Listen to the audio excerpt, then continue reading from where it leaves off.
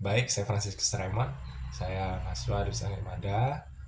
Saya bangga menjadi orang Katolik. Dulu saya dibaptis di gereja paroki Kabar Gembira Stasi Kabar Gembira Kota Bumi. Niat saya mengikuti agenda orasi bangsaan kali ini adalah ikut ambil bagian dalam warnai wacana pemikiran atau memperkaya wacana pemikiran yang dihadirkan oleh siapa saja yang melibatkan diri dalam agenda ini. Ya syukur-syukur bisa dapat reward di puncak Ardas tahun ke-7 Uskupan Sufragan Tanjung Karang, tahun pendidikan cinta budaya dan kaderisasi politik cinta tanah air. Reward tadi ya, itu bonus lah ya. Pertama saya ingin ceritakan pengalaman saya ketika Paus Franciscus hadir dan menjadi trending topik di Indonesia. Kala itu saya sedang nongkrong bersama 3 orang kawan saya di Kota Bumi, Lampung Utara, bersama Iswe, orang Kota Bumi Ilir, Resep Alipio, orang Sukajaya, dan Denis, orang Kota Bumi Udik. Uh, Mereka ketiganya seorang mahasiswa yang lahir, besar, dan belajar di Lampung Utara. Uh, Ketika kala itu mereka tanyakan kepada saya dengan logat Lampung Utara ya, logat Kota Bumi ya. Apa cerita bang Paus Franciscus ini ke Indonesia? Siapa beliauan ini bang? Tanya salah satu dari mereka. Santai saya jawab, kunjungan kita. Beliau ini pemimpin tertinggi gereja Katolik sedunia. Tanya mereka lebih lanjut. Oh ini imam besar agama lo ya bang? Santai ya jawab. Yoi. Lalu mereka bertanya lagi. Gimana bang kalau lo sembahyang bang? Bapa, Putra, Roh Kudus gitu bang ya? Tuhan lu 3 tapi satu tapi 3. Kayak mana tuh bang konsepnya bang? Santai saya jawab lagi. Ayo lo ini ngetes gua. Konsepnya 1 kesatuan, 3 pribadi. Nah kalau lo penasaran, ya lo pelajaran agama gitu kan, teologi Katolik. Syukur-syukur ya lo login gitu kan, nanti bisa bonus dapat tambahan nama baptis kok. Gitu. Lanjut tuh, sembari dalam kondisi yang cair itu mereka bertanya lagi terkait dengan ini bang, gue baca-baca ini bang ya, ada jargon 100% Katolik 100% Indonesia nih bang. Maksudnya gimana nih bang? 100 tambah 100, 200% kita. Tanya mereka dengan ya nada yang tinggi lah ya, namanya orang Kota Bumi kan. Saya jawab, bukan gitu bro, bukan 100 tambah 100 sama dengan 200. Tapi jargon itu ada sejarahnya. Dulu pas awal perjuangan menuju kemerdekaan Republik Indonesia, ada uskup namanya Monsinyur Sugio Pranoto.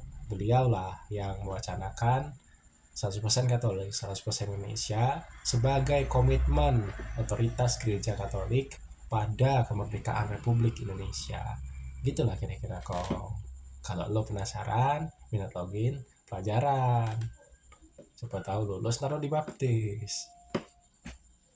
Ledek saya kepada kawan saya dan dia menyanggah. Enggak bang, kami cuma penasaran aja. Kenapa Paus datang jadi trending topik dengan kesederhanaannya gitu kan. Dan saya balas dengan kata-kata yang mengakhiri perbincangan topik itu. Jadi gini kong, penasaran itu bisa jadi adalah awal dari benih-benih iman kepercayaan. Dan sontak kami sama-sama terdiam beberapa saat dan saling menebar senyum satu sama lain. Timbul di benak saya sebuah pertanyaan setelah menjelaskan kepada 3 kawan saya tadi terkait pertanyaan-pertanyaan mereka yang saya jawab dengan santai.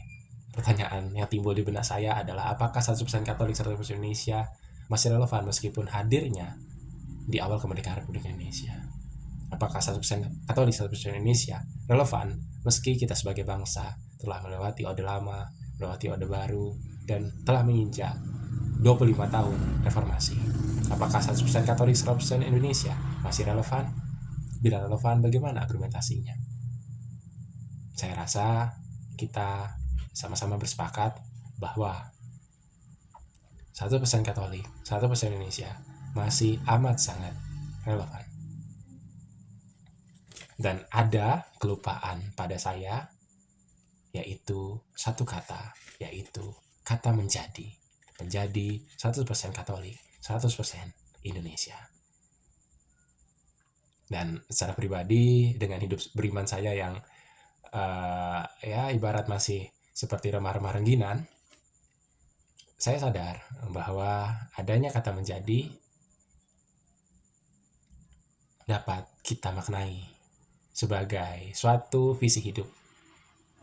Visi hidup bagi siapa saja yang telah dibaptis secara Katolik dan berkeluarga negara Indonesia. Visi hidup ini kita tempuh sepanjang hidup kita, melewati fase perkembangan dan pertumbuhan sesuai konteks hidup setiap warga negara sekaligus pemeluk agama Katolik. Kata menjadi sebagai bentuk upaya kita berproses menuju capaian yang mustahil sebenarnya 100% di tengah keterbatasan, kelemahan, godaan, dan tantangan hidup sebagai orang yang telah dibaptis. Dan kini kita dihadapkan pada banyaknya hiburan yang mungkin tidak sehat, kecanduan terhadap mitos-mitos, atau perjudian baik offline maupun online. Beruntungnya selalu ada momen pembaruan janji baptis tiap kita merayakan puncak iman kita, yaitu Paskah. Di akhir pembaruan janji baptis, kita diperciki air suci sembari memadakan lagu puji syukur nomor 592 yang baik ketiganya seperti ini. Kami hendak mengikuti jejak Yesus Sang Abdi, mengamalkan cinta bakti di masyarakat kami. Syukur kepadamu Tuhan atas baptis yang mulia, tanda rahmat dan iman. Sungguh liriknya meneguhkan panggilan hidup kita sebagai warga negara yang baik. Panggilan hidup yang bukan bertipikal jago kandang saja, yang kecanduan liturgi, perkara dari fasola sido nggak selesai-selesai gitu. Tentu bukan, atau bukan berarti menjadi nilis atau mutlak-mutlakan gitu loh terkait dengan liturgi. Tetapi kalau boleh sosokan, mari juga kita sadari tetap ada panggilan bagi orang Katolik pada kehidupan sosial kemasyarakatan Republik ini, yang nyata-nyatanya masih ada ketimpangan sosial, kemiskinan struktural, kesenjangan ekonomi, sistem sosial yang menindas atau diskriminatif, menurunnya usia harapan hidup, menurunnya kualitas lingkungan hidup, keterbatasan kualitas layanan sosial seperti kesehatan dan pendidikan. Isu-isu struktural yang membutuhkan komitmen tentunya dan pemikiran kritis untuk mencicil perbaikan secara struktural, seperti perhatian kita juga dibutuhkan pada perbaikan sistem ekonomi dan sistem politik seperti demokrasi, dengan berkomitmen menjaga sistem hukum lewat ketaatan pada konstitusi negara di tengah tantangan arus populisme, radikalisme, dan pragmatisme politik. Tentu orang Katolik memang sedikit kecil secara jumlah di Indonesia. Namun mari tetap kita berupaya meskipun kecil tetap mampu signifikan menjadi garam dan terang bagi dunia. Toh kebanyakan garam dapat menyebabkan hipertensi, kanker, serangan jantung, hipertensi, gangguan kehamilan, dan janin. Oh maaf, itu iklan rokok. Kembali kita bicara soal orang muda. Orang muda dalam fase tumbuh perkembangannya, dalam aliran waktu, bertumbuh secara iman, spiritual, psikologi, dan kapasitas sosial lainnya, perlu menyadari lah kita ini sama-sama bahwa momen tumbuh berkembang merupakan momen memataskan diri. Memataskan diri ketika mungkin ke depan ada estafet hingga pembaharuan di berbagai lini kehidupan yang mungkin hadir, dan bagaimana kita terus berupaya pula agar tetap bisa relevan dengan sikap yang perlu kita pilih. Bela rasa dapat menjadi sikap yang kita pilih supaya timbul dalam diri kita suatu dorongan untuk berpartisipasi, baik partisipasi dalam kehidupan gerejawi maupun dalam sosial kemasyarakatan. Partisipasi tentu bukan sekedar ruang kosong yang perlu diisi, namun kalau boleh izinkan saya untuk membagikan 3 ranjau atau jebakan dalam partisipasi sejauh pengalaman saya yang mungkin tidak seberapa ini. Pertama, jebakan dari dasar yang tidak kuat. Ini membuat keinginan partisipasi bisa tergoyahkan. Misal ketika saya SMA dulu, kalau saya tahu konsep agape, filia, eros, mungkin saya tidak menarik diri dari perkumpulan kampus ministry yang saya dan kawan-kawan inisiasi ketika bersekolah di SMA Katolik. Faktornya sebenarnya saya patah hati sebagai seorang remaja kala itu. Padahal ada konsep agape, ada filia yang bisa menjadi dasar hubungan, dan bisa saja eksistensi kampus ministry tetap eksis dan Tuhan bisa dimuliakan dalam kegiatan kala itu. Sayangnya saya belum tahu konsep itu. Kedua, jebakan divertisman. Divertisman ini adalah hiburan yang merupakan pengalihan. Misal ada seorang yang memiliki jabatan di sana sini, aktif di sana sini, proyeknya di sana sini, namun ketika pulang ke rumah hampa rasanya. Seakan-akan hal-hal besar di luar diri atau bahkan di luar rumahnya itu ketika pulang ke rumah ternyata kosong, terasa tidak ada maknanya. Itu jebakan divertisman dan perlu dihindari.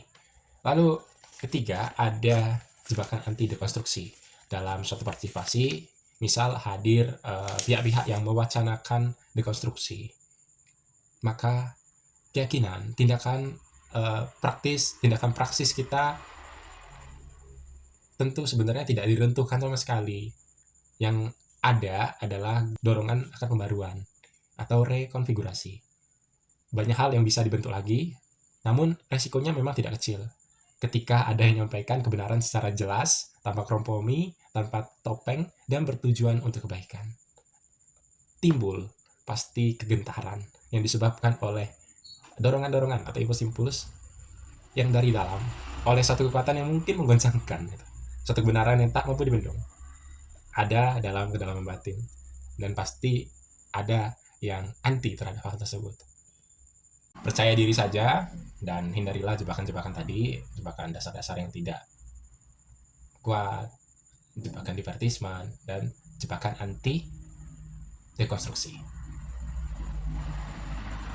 Lalu dalam partisipasi kita, mari bisa kita manfaatkan untuk meningkatkan kapasitas diri kita sebagai orang muda.